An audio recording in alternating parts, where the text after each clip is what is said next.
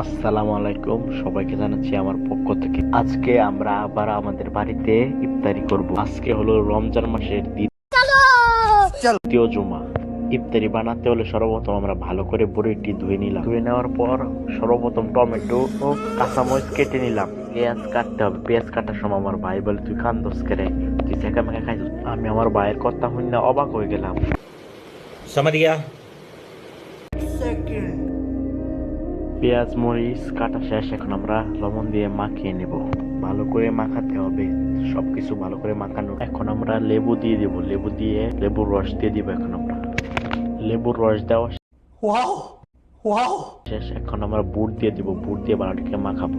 এক একটা করে বেগুনি নিয়ে বেগুনি বানাটিকে মাখাবো। বেগুনি মাখানো শেষ। এখন আমরা আলুর চপ দিয়ে দিব। আলুর চপ টিপে দিয়ে বানাটিকে মাখাবো। সবকিছু দেওয়া শেষ। এখন আমরা বুন্দি দিয়ে দিব। বুন্দি দিলে ইফতারি তৈরি। আজকের মতো ইফতারি তৈরি করা শেষ। অবশেষে ইফতারি তৈরি করা শেষ হলো। যারা যারা ভিডিওতে লাইক করেন লাইক করো আর সাবস্ক্রাইব করো। 200 সাবস্ক্রাইব পূরণ করো। আজকের এই সব খেলে direct go to the bathroom. Bathroom ছাড়া আর কোনো যাওয়ার উপায় নেই। পুষ্টিকর খাদ্য এসব।